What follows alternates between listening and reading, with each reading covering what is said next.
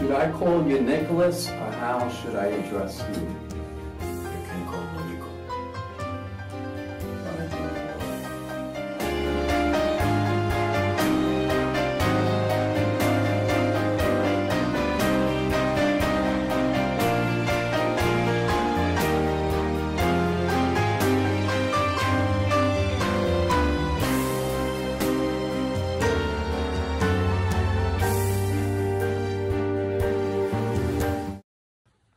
გამარჯობათ მეგობრებო, მოგესალმებით.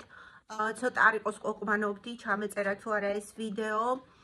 სიმართლე რო გითხრათ, ჩემი აღარც წონა მომწონს და აღარც ასაკი. ასევე არ მომწონს გლობალური სიტუაცია, რაც მსოფლიოშია შექმნილი, ხოლო საქართველოში შექმნილი მდგომარეობა ხო საერთოდ გულს მიკლავს. მაგრამ საბოლოოდ გადავწყვიტე, რომ მაინც ჩამეწერა ეს ვიდეო, რადგან ვფიქრობ, რომ ხელოვნება უნდა ასახავდეს თანამედროვეობას. ორი სიტყვით ჩემ შესახებ გეტყვით, მე გახლავართ ქეთი ორჯონიკიძე кейსი, გნებავთ დამეძახეთ მარტო ქეთი ორჯონიკიძე, მე პროფესიით ვარ ჟურნალისტი და ასევე რეჟისორი, დამთავრებული მაქვს თბილისის სახელმწიფო უნივერსიტეტის ჟურნალისტიკის ფაკულტეტი 90-იანებში, ხოლო ნიუ-იორკში დავამთავრე სიტი უნივერსიტეტის სარეჟისორო ფაკულტეტი. გადაღებული მაქვს 10-მდე მოკლემეტრაჟიანი ფილმი ემიგრანტის ცხოვრებაზე და მიღებული მაქვს ჯილდოები. მინდა რომ 3 ფილმს შევეხო, ეს არის თუთიყუში, რომელიც ჩემი პირველი ფილმია და პირველად შევეცადე, რომ ემიგრანტის ცხოვრება გადმომეცა. ამ ფილმში თავად მე განვასახიარე მთავარი როლი. ფილმმა დაახლოებით 8 ფესტივალში მიიღო მონაწილეობა. მეორე ფილმს მინდა შევეხო, ეს არის ქართული პური, რომელიც ჩემი საკურსო ნაწარმოები იყო და მქონდა პატივი, რომ ჩვენს გენიალურ მსახიობს და მართლა ლეგენდას კახი კავსაძეს თამაშა მთავარი როლი. ევროპელი რეჟისორი ქალის ჯილდო მომიტანა ამ ფილმმა, ხოლო მესამე ნანა, ჩემი სადიპლომო, სადაც უნიჭიერესი ცუცა კაპანაძე, ჩვენი მერვე კლასელი თამაშობს უკვე დრამატულ როლს. და მე მგონი 5-ზე მეტი ჯილდო მომიტანა ამ ფილმმა ნანამ და ასევე მთელ მსოფლიოში მოგზაურობა.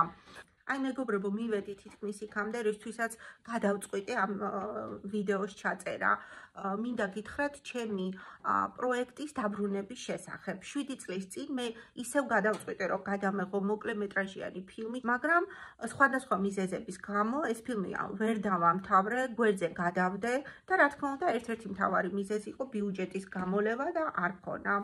ამის მერე მე არ გავჩერებულ ვარ ისე, რა თქმა უნდა, მიუხედავად იმისა, რომ მე პედაგოგიურ მოღვაწეობას ვეწევი, მაინც არ მიმიტოვებია ფილმი და მე დავწერე 2 სრულმეტრაჟიანი სცენარი და ვცდილობდი, რომ მეპოვა პროდიუსერი, ვინც დამიფინანსებდა ამ პროექტს. პროდიუსერის ძიებაში თვით კალიფორნიაშიც კი მომიწია ჩაფრენა და იქ ძალიან საინტერესო ისტორიებიც გადამხდა, რომლის მოყოლის შესაძლებლობაც ალბათ სხვა დროს მექნება. დადგა დღე, როდესაც გადავხედე ჩემ შემოქმედებას და ვიფიქრე, ღმერთო, იცით რა არის, აი ამ დიდი ძიებაში ის აღარ მაქვს, რაც ასე მიყვარდა და რაც ასე მაბედნიერებდა.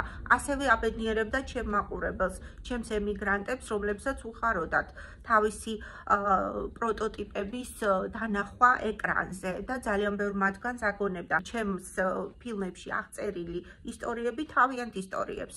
ასევე მქონდა იმის საშუალება, რომ მე მევლო სხვადასხვა ფესტივალებზე და პატარა პოპულარიზაცია გამეკეთებინა ხო საქართველოს. ასე რომ გადავწყვიტე, რომ დავამთავრე დაბრუნება მეგობრებო, უკვე ჩვენ მქონდა რამოდენიმე დღე გადაღება, ცოტა შეიცვალა სცენარი, იმიტომ რომ მსახიობები შეიცვალნენ 7 წლის განმავლობაში. მაგრამ თვითონ თემა იძლევა იმის საშუალებას, რომ ეს ფილმი ლოგიკური დასასრულით დამთავრდეს. ფილმი საინტერესო არის, იმიტომ რომ ისევ და ისევ ჩვენ თანამედროვეობას ასახავს, ემიგრანტების ცხოვრებას ასახავს, ეხლა წამოწეულ პრობლემებს ასახავს, რაც არის დეპორტაცია, გახლეჩილი ოჯახები, ცოლი აქეთ, ქმარი იქით, ან შვილების შორს. ისე რომ თემა ისევ აქტუალურია ფილმ დაბრუნებაში თამაშობს ისეთი ლეგენდარული მსახიობი, როგორიც არის ქალბატონი ხათუნა იოსელიანი, ასევე მთავარ როლში არის უნიჭერესი მსახიობი იმედა არაბული, ემიგრანტული თეატრის მსახიობები. საინტერესო შენაძენი იქნება განსაკუთრებით ჩვენთვის ემიგრანტებისთვის, თუ ეს პროექტი დამთავრდება. უბრალოდ მინდა მოგმართოთ თხოვნით, რომ დაეხმაროთ აი ამ პროექტს. ეს იქნება $20, $50, $100, თუ ვინმე გამოჩნდება ბიზნესმენი, რომელსაც აქვს საშუალება და უფრო მეტ შემოწირავს, რა თქმა უნდა, ძალიან სასიხარულო იქნება. მინდა გითხრათ, რომ მე აბსოლუტურად მესმის, რომ ძალიან ბევრი ბავშვია მშიერი, ძალიან ბევრი ავადმყოფი ადამიანია, ძალიან ბევრი პრობლემები არის თვითონ ჩვენთან საქართველოში. ხელოვან ადამიანებს გვიწევს იმაზე ფიქრი, რომ იცი რა არის, აი ხო როგორ მოვითხოვო ფული, ან თანხები, ან ბიუჯეტი, როდესაც ამდენი რაიმე ხდება და ეს ხელოვნება უფრო ფუფუნება გონია, მაგრამ რო დაფიქრდები, ხონია ალბათ ცხოვრებაში ისეთი ძიმე დღეები, როდესაც გიფიქრია, რომ აი სიცოცხლეც აღარ მინდა, ისეთი ნაწყენი ხარ, ან ისეთი დაღლილი ხარ, ან ისეთი გულდაწყვეტილი ხარ, მაგრამ შეგეხედია თქვათ საყვარელი ფილმისთვის, ან საყვარელი მუსიკა მოგისმენი, ან საყვარელი მხატვრის ნახატისთვის შეგიხედავს და მე დაგბრუნებია ის ოპტიმიზმი და ისევ გაგიგრძელებია შენი ბრძოლა აი ამ ლამაზ სამყაროში. ამიტომ იმედი მაქვს თქვენი გულისხმიერების და იმედია, რომ რაღაცა ბიუჯეტი შეიკრიბება და დაბრუნება დამთავრდება. უღრმესი მადლობა.